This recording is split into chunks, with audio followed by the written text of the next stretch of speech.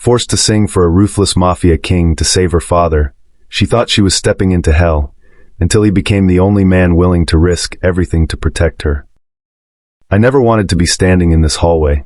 The walls are dark. The air smells like old wood and something sharper. Something dangerous. My father's gambling debt wasn't supposed to become my problem. But that's the thing about debt. It doesn't care who pays it. It just wants to be paid. The man who brought me here didn't speak during the entire car ride. He just stared ahead, hands steady on the wheel.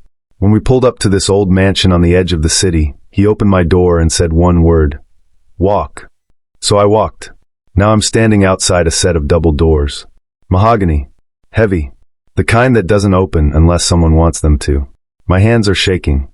I press them against my thighs to stop it, but it doesn't work. The door opens. A woman steps out. Mid-40s maybe. Sharp suit. Sharper eyes. She looks me up and down like I'm a piece of furniture she's deciding whether to keep or throw away. You're the singer, she says. Not a question. Ah, yes. He's waiting. She turns and walks back inside. I follow because what else am I supposed to do? The room is massive. Dark leather chairs.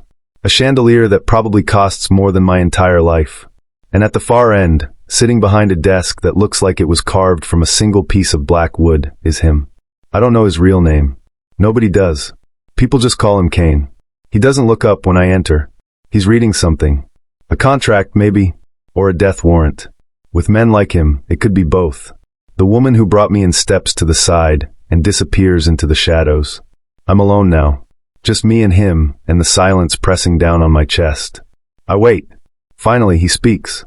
Your father owes me $300,000. His voice is quiet, controlled. The kind of voice that doesn't need to be loud to make you listen. I know, I say. He doesn't have it. I know that too. For the first time, he looks up. His eyes are dark. Not brown. Not black. Something in between. The kind of eyes that have seen things I don't want to imagine. He leans back in his chair. Studies me. You're Iris. Hearing my name in his mouth feels wrong. Like he's holding something that doesn't belong to him. Yes. You sing at that club on 5th Street. I nod. He doesn't smile. Doesn't frown. Just watches. I have a proposition, he says. My stomach twists. I don't. You'll sing for me. 3 nights a week. Private events. High-profile guests. You do exactly what I tell you to do, when I tell you to do it. In exchange, your father's debt is forgiven. I stare at him. That's it. That's it. There's a pause. Too long. Too heavy. And if I say no? His expression doesn't change. But something in the air shifts. Then your father's debt is collected. And trust me, Iris, you don't want to know how we collect. My heart is pounding so hard I can hear it in my ears. This isn't a choice. It never was. How long? I ask. 1 year. A year? 3 nights a week. 52 weeks. Then you're free. I swallow hard. And what happens during those nights? You sing. You don't ask questions. You don't speak to anyone unless I tell you to. You leave when I say you leave. That's all. His eyes narrow. Just slightly. That's all. I don't believe him. But I also don't have a choice. Okay, I whisper. He nods once. Then he picks up his phone and presses a button. Marcus, take her home. She starts Friday. The door opens. The same silent man from before steps in. Kane looks back down at his papers. I'm dismissed. As I turn to leave, his voice stops me. Iris. I look back. Don't be late. Would you trust him? Friday comes too fast. I spend the days in between trying to convince myself this is fine. Just singing. Just a job. Just a way to save my father from whatever horror Kane has waiting for people who don't pay. But I can't stop thinking about his eyes. The way he looked at me like he already knew every decision I'd make before I made it. The car picks me up at 8. Same driver. Same silence. This time, we don't go to the mansion. We go somewhere else. A private club downtown. The kind with no sign out front. The kind you only know about if you're supposed to. Inside, it's all dim lighting and dark wood. Men in expensive suits. Women in dresses that cost more than my rent. Everyone looks dangerous. Or rich. Or both. Marcus leads me through a hallway to a back room. There's a dress hanging on the door. Black. Simple. Elegant. Put it on, he says. You go on in 20 minutes. Then he leaves. I stare at the dress.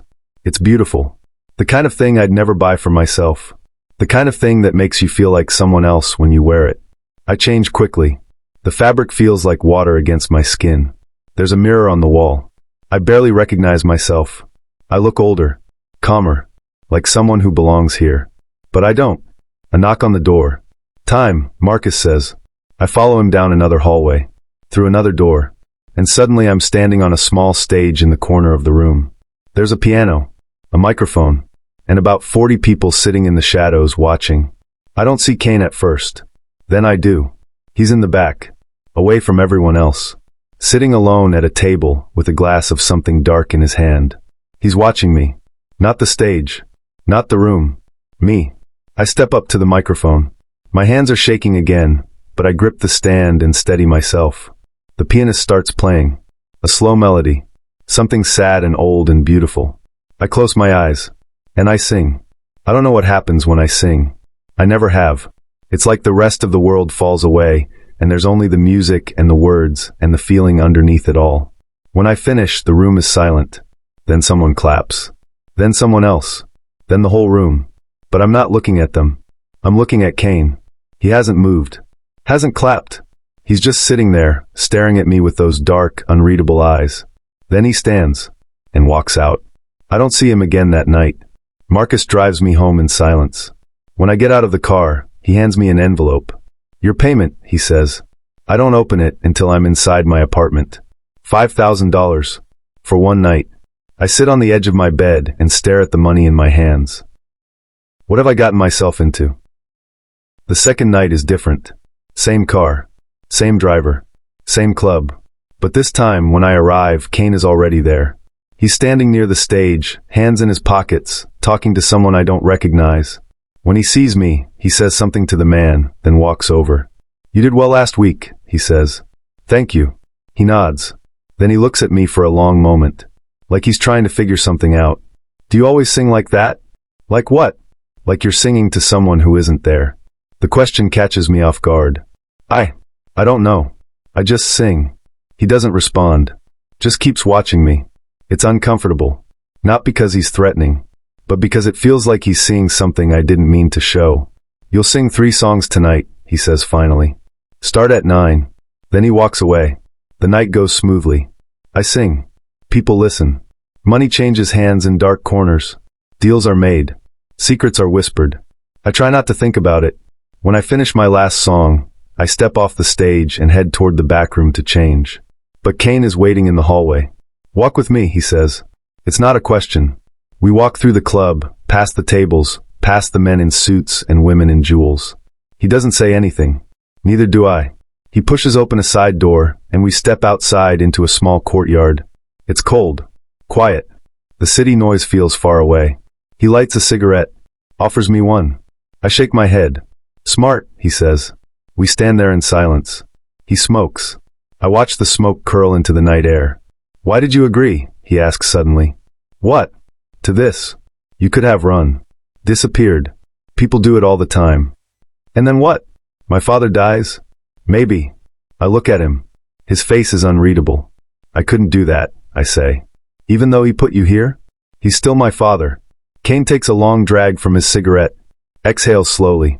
Family, he says quietly. Almost to himself. It ruins people. There's something in his voice. Something bitter. Something old. I want to ask him what he means. But I don't. We stand there for another minute. Then he drops the cigarette and crushes it under his shoe. Go home, Iris. I turn to leave. But then I stop. Can I ask you something? He looks at me. Why do you need a singer? His expression doesn't change. But something flickers in his eyes. Just for a second. Because men like me need something beautiful to remind us we're still human. Then he walks back inside. And I'm left standing in the cold, wondering if that was the truth. Or just another lie. Is he protecting her, or controlling her? 3 weeks pass. I fall into a rhythm. Sing. Get paid. Go home. Repeat. I don't see much of Kane during the performances. He's always there, always watching from the shadows, but he doesn't speak to me unless he has to. Until tonight. Tonight, something is different. When I arrive, the club is tense. The men are quieter. The air feels heavier. Marcus leads me to the back room like always, but before I can close the door, Kane appears. Change of plans, he says. You're singing at the house tonight. The mansion? Yes. Why? His jaw tightens. Because I said so. I've learned not to push him. So I just nod. The mansion is even more intimidating at night. We drive through iron gates and up a long driveway. The house looms ahead, all stone and shadows. Inside, it's quieter than the club. More intimate. There are only about 10 people here. All men. All watching me like I'm something they're thinking about buying. I don't like it. Kane is standing near the fireplace. He's wearing a black suit. No tie. His shirt is unbuttoned at the top. He looks tired. More human than usual. He gestures toward the piano in the corner. I sit down. Start playing. Start singing. The song is slow. Melancholy. About loss and longing, and things you can't get back. Halfway through, I glance up. Kane is staring at me. But it's not the same cold, calculating stare I'm used to. It's something else. Something raw. I finish the song.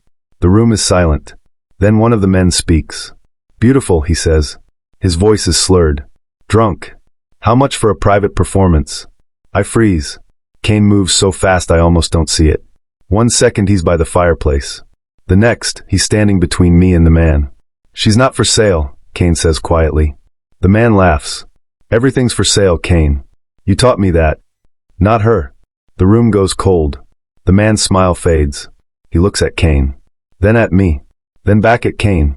Understood, he says. Kane doesn't move until the man sits back down. Then he looks at me. You're done for tonight.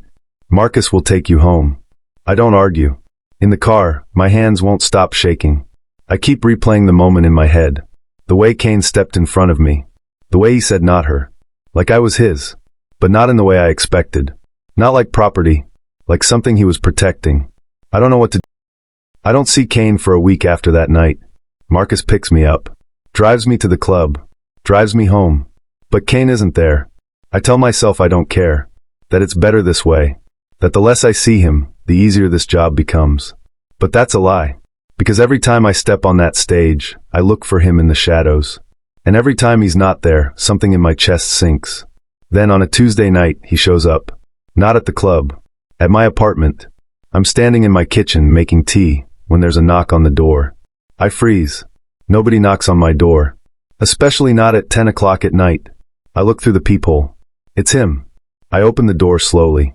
What are you doing here? We need to talk, he says. About what? Let me in, Iris. I step aside. He walks into my small, cramped apartment and looks around. It's nothing like his world. Nothing expensive. Nothing impressive. Just a couch, a kitchen table, and a few books on a shelf. He doesn't say anything about it. He just turns to face me. Why did you really agree to this? He asks. Not again. I already told you. No. The real reason. I stare at him. You want the truth? Yes. Because I was scared. Because I didn't know what you'd do to him if I said no. Because I didn't have a choice. He's quiet for a long moment. And now? What? Are you still scared? I don't know how to answer that. Yes. No. Maybe. I don't know. I say finally. He takes a step closer.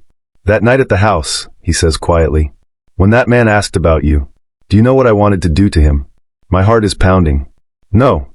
I wanted to break every bone in his hand for even thinking he could touch you. I can't breathe. Why are you telling me this? Because you asked me once why I need a singer. And I lied. What's the truth? He looks at me. Really looks at me. The truth is I've spent 15 years building walls around myself. And then you walked into my office and sang like you were breaking every single one of them. I don't know what to say. I don't know what to feel. Kane, I'm not a good man, Iris. I've done things that would make you run if you knew. But when I hear you sing, I remember what it felt like to be something other than this. He gestures vaguely at himself. At the life he's built. I don't need you to save me, he says. I just need you to keep singing. So I don't forget. Then, before I can respond, he turns and walks out. The door closes behind him. And I'm left standing in my kitchen, trembling, wondering if I just made the biggest mistake of my life. Or if maybe, just maybe, I'm exactly where I'm supposed to be. Do you think this is love or survival? After that night, everything changes. Not all at once. Not dramatically. But slowly. Quietly. Kane is at the club every night now. He doesn't hide in the shadows anymore. He sits at a table near the stage, close enough that I can see him when I sing. And sometimes when I look at him, he's already looking back. It should scare me. It doesn't. One night, after I finish singing, he walks over. "Come with me," he says. "Where?" "Somewhere quiet." I should say no. I should go home. I should keep the distance that's supposed to exist between people like him and people like me. But I don't. I follow him out of the club, into his car. We drive through the city in silence. No music. No conversation. Just the hum of the engine and the glow of streetlights passing by. We stop at a small overlook on the edge of the city. Below us, the lights spread out like stars. He gets out. I follow. We stand there, side by side, looking out at the city. "Do you ever regret it?" I ask. "Regret what?" "This life. The things you've done." He's quiet for a long time. "Every day," he says finally. I look at him. He's staring straight ahead. His jaw is tight. His hands are in his pockets. "Then why do you keep doing it?" "Because it's all I know. Because the moment you step into this world, there's no stepping out. You think you can walk away, but you can't. It follows you. Forever." That sounds lonely. It is. I don't know what makes me do it. But I reach out and touch his hand. He flinches. Just slightly. Like he's not used to being touched. Then, slowly, he turns his hand over and laces his fingers through mine. We stand there like that. Not speaking. Just holding hands in the dark. And for the first time since this all started, I don't feel scared. I feel something else. Something dangerous. The woman from the first night, the one in the sharp suit, pulls me aside after a performance. "You need to be careful," she says. "What?" "With him. With Kane. I don't know what you're talking about." She gives me a look. The kind that says don't play dumb. I've worked for him for 12 years. I've seen him with a lot of women. But I've never seen him look at someone the way he looks at you. And that's bad. It is if you care about staying alive. My stomach drops. What do you mean? Men in Kane's position don't get to have normal lives. They don't get to fall in love. They don't get happy endings. And the people they care about, they become targets. She steps closer. Her voice drops. If his enemies find out he cares about you, they'll use you to hurt him. And trust me, they won't be gentle about it. I swallow hard. What are you saying? I'm saying you need to decide. Right now. Are you in this or are you out? Because once you cross a certain line with him, there's no going back. She walks away before I can respond. That night, I can't sleep. I keep thinking about what she said. About targets. About danger. About lines you can't uncross. I think about Kane's hand in mine. The way he looked at me in the dark. And I realize something terrifying. I've already crossed the line. A week later, Kane asks me to stay after everyone leaves. We're alone in the club. Just the two of us and the low hum of the lights. "I need to tell you something," he says. "Okay." He paces for a moment. Runs a hand through his hair. I've never seen him like this. Uncertain. Almost nervous. "There are people who want me dead," he says. "People who would do anything to see me fall. And if they knew..." He stops. Shakes his head. "If they knew what?" He looks at me. "If they knew I care about you, they'd come for you. And I can't. I can't let that happen." My heart is racing. "What are you saying?" "I'm saying this needs to stop. Whatever this is between us. It needs to end. Now. Before it's too late." "Is that what you want?" "It doesn't matter what I want." "Yes, it does." "No, Iris. It doesn't. Because what I want gets people killed." I step closer to him. "I'm not afraid." "You should be." "Maybe. But I'm not." He stares at me. His jaw clenched. His eyes dark and conflicted. "Why?" he asks quietly. "Why aren't you running?" "Because I see you," I say. "Not the man everyone else sees. I see the person underneath. The one who listens to me sing like it's the only thing keeping him tethered to the world. The one who stands between me and danger without thinking twice. The one who spent 15 years convincing himself he doesn't deserve anything good. I don't." "Yes, you do." He closes his eyes. Takes a shaky breath. "If I let myself care about you, Iris, I'll destroy you. And if you push me away, you'll destroy yourself." Silence. Then, so quietly I almost don't hear it, he says. "I don't know how to do this." "Neither do I." He opens his eyes. Looks at me. "Then we figure it out together," I whisper. For a long moment, he doesn't move. Then he reaches out and cups my face in his hands. His touch is gentle. Careful. Like he's holding something precious. "I can't promise you safety," he says. I can't promise you a normal life. All I can promise is that I'll fight like hell to keep you alive. That's enough. And then for the first time, he kisses me. It's not desperate, not hungry. It's soft, tender, like he's memorizing the feel of it. When he pulls back, his forehead rests against mine. God help us both, he whispers. Would you choose him, knowing the cost? 2 days later, everything falls apart. I'm at home when Marcus shows up at my door. His face is grim. Get in the car. Now. What's happening? Someone knows. My blood runs cold. Knows what? About you and Kane. Get in the car. We need to get you somewhere safe. I grab my coat and follow him. We drive fast. Too fast. Through back streets and alleys I don't recognize. Where's Kane? I ask. Handling it. Handling what? Marcus doesn't answer. We pull up to a building I've never seen before. He leads me inside, up 3 flights of stairs, into a small apartment. Stay here. Don't open the door for anyone. Don't leave. Don't call anyone. Marcus.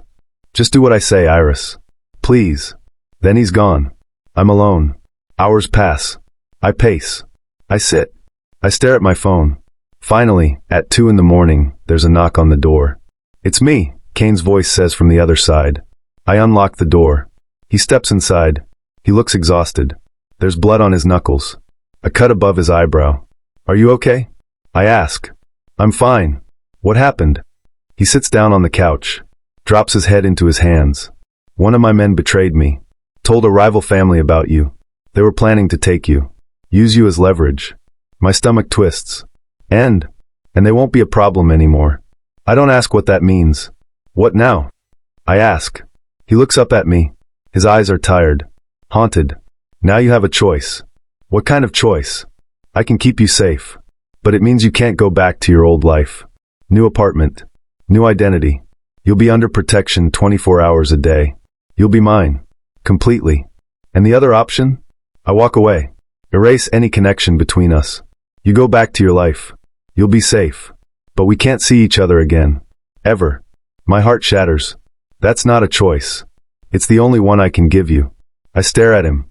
If I stay, what does that mean? It means you're part of my world. It means danger. It means sacrifice. It means you'll never be free of this.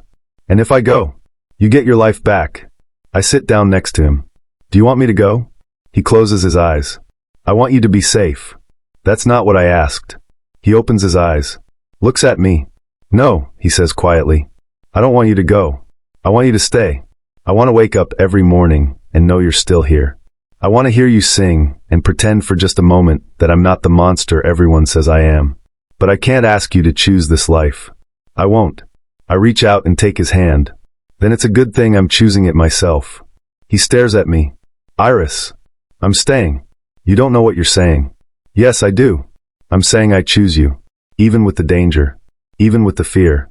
I choose you. He pulls me into his arms. Holds me so tight I can barely breathe.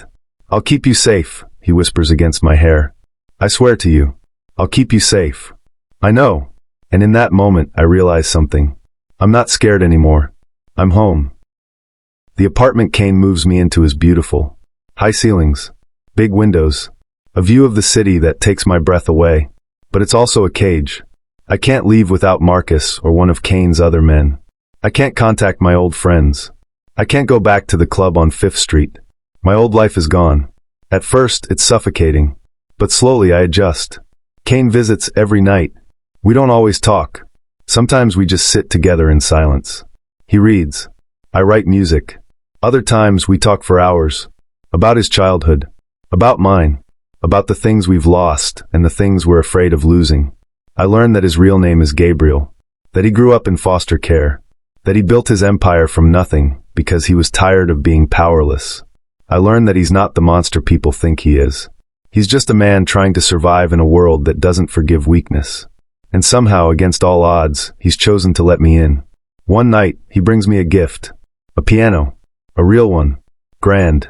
Beautiful. I thought you might want to play, he says. I stare at it. Kane. Gabriel, he corrects quietly. Gabriel, I say, testing the name. It feels strange. Intimate. This is too much. No, it's not. I sit down at the piano. Run my fingers over the keys. And I play. I play for him. For me. For the life we're building in the cracks of his broken world. When I finish, I turn around. He's standing behind me. Watching. Marry me, he says. I freeze. What? Marry me, Iris. Not because I own you. Not because you owe me. But because I love you. And I want to spend whatever time I have left in this world making sure you're safe. Making sure you're happy. Tears fill my eyes. You love me? Yes. Even though I'm not part of your world? You are my world. I stand up. Walk over to him. Yes, I whisper. Yes. Yes, I'll marry you. He kisses me like it's the first time. Like it's the last time. Like it's the only time that matters. And for the first time in my life, I feel like I belong somewhere. With him. We get married in secret. Just me, him, and a priest who doesn't ask questions. No family. No friends. No witnesses. Just us. I wear a simple white dress. He wears a black suit. We exchange vows in a small chapel on the edge of the city. When the priest says, "You may kiss the bride," Gabriel cups my face in his hands and kisses me like I'm the only thing in the world that matters. And maybe I am. That night, we go back to the apartment. He carries me over the threshold. Sets me down gently. I never thought I'd have this, he says quietly. Have what? A home. Someone to come back to. Someone who sees me and doesn't run. I take his hand. You have me now. For as long as you want me. Forever then. Forever. We spend the night wrapped in each other. Not talking. Just being. And for the first time in 15 years, Gabriel sleeps without nightmares. 3 months pass. 3 months of quiet mornings and stolen moments and a life that almost feels normal. But nothing lasts forever. Especially not in Gabriel's world. I'm in the apartment when Marcus bursts through the door. We need to go. Now. What's happening? They found you. Who? The Volkovs. They know about the wedding. They know where you are. My heart stops. Where's Gabriel? Dealing with it. But we need to get you out of here before they. The window shatters. Glass explodes inward. Marcus shoves me to the ground. Stay down. Gunfire erupts. I press myself against the floor, hands over my head, heart hammering in my chest. This is it. This is how I die. But then, through the chaos, I hear his voice. Iris. Gabriel. He's here. The fighting is brutal. Fast. Violent. Gabriel moves like a force of nature, taking down anyone who gets between him and me. When it's over, the apartment is destroyed. Bodies on the floor. Blood on the walls. Gabriel kneels beside me, grabs my face, checks me for injuries. Are you hurt? No. I'm okay. He pulls me into his arms. We're leaving. Tonight. New city. New identity. We're disappearing. What about your empire? I don't care. All I care about is keeping you alive. Gabriel. No. I'm done, Iris. I'm done with this life. I'm done choosing power over the people I love. We're leaving. And we're never coming back. We leave that night. 1 suitcase each. A car with no plates. Cash. New passports. We drive for hours. Days. Until we're so far from the city that it feels like a different world. We end up in a small town on the coast. The kind of place where nobody asks questions. We rent a house. Small. Quiet. Overlooking the ocean. And for the first time in our lives, we're free. Gabriel changes. Not all at once. But slowly. The hardness in his eyes fades. The tension in his shoulders eases. He learns how to smile again. I teach him how to play piano. He's terrible at it. But he tries. And at night, when we sit on the porch and watch the waves, he holds my hand and says, I never thought I'd get to have this. Have what? Peace. 6 months later, I find out I'm pregnant. I tell him at sunset. He doesn't say anything at first. Just stares at me. Then he pulls me into his arms and holds me so tight I can barely breathe. We're going to have a family, he whispers. Yes. A real family. Yes. And for the first time in 15 years, Gabriel cries. Our daughter is born on a Tuesday morning. She has his dark eyes and my smile. We name her Hope. Because that's what she is. A promise that even people like us can have something good. Gabriel is a different man now. He wakes up early to make breakfast. He reads bedtime stories. He builds sandcastles on the beach. Sometimes I catch him watching Hope sleep, and I see the wonder in his eyes. I can't believe she's real, he says one night. She's real. I can't believe I get to be her father. You're a good father, Gabriel. I'm trying. That's all that matters. But even in paradise, shadows linger. Sometimes late at night, I wake up and find him sitting on the porch, staring out at the ocean. I know what he's thinking. He's wondering if they'll find us, if his past will catch up, if one day, the life we've built will come crashing down. I sit beside him, take his hand. We're safe here, I say. Are we? Yes. He wants to believe me. I can see it in his eyes. But he's lived too long in darkness to trust the light. It happens on a Saturday afternoon. I'm in the kitchen. Gabriel is outside with Hope, teaching her how to skip stones. There's a knock on the door. I open it without thinking. And there, standing on my porch, is a man I've never seen before. He's wearing a suit. Expensive. Clean. And he's smiling. "Mrs. Kane," he says. Or should I say Mrs. Volkov? My blood turns to ice. "Who are you?" "My name is Dmitri. I work for the family your husband destroyed when he decided to play house with you." "Get out." "I will. But first, I have a message." He reaches into his jacket. I step back, heart pounding. But he doesn't pull out a gun. He pulls out a photograph of Gabriel and Hope on the beach. "We know where you are," Dmitri says calmly. "We've known for months. We've just been waiting for the right moment. What do you want?" "Your husband back. In the city. In his place. Or we take everything from him. Starting with you." I can't breathe. "He won't come." Dmitri smiles. "Oh, I think he will. See, men like Gabriel, they can walk away from power, from money, from empires, but they can't walk away from the people they love. So here's how this works. You tell him to come back, to take his place, to stop pretending he's something he's not. Or in exactly 1 week, we'll come back. And we won't be as polite." He tips his hat. "Think about it." Then he walks away. When Gabriel comes inside, he sees my face and knows immediately. "What happened?" I hand him the photograph. His expression goes dark. "They found us." "Yes." He crushes the photo in his fist. "Pack a bag. We're leaving." "Gabriel, they'll just find us again. Then we'll keep running." "For how long? A year? 5 years? The rest of our lives? Is that the life you want for Hope?" He stares at me. "What are you saying?" "I'm saying maybe it's time to stop running. Iris, you can't keep running from who you are. You can't keep pretending the past doesn't exist.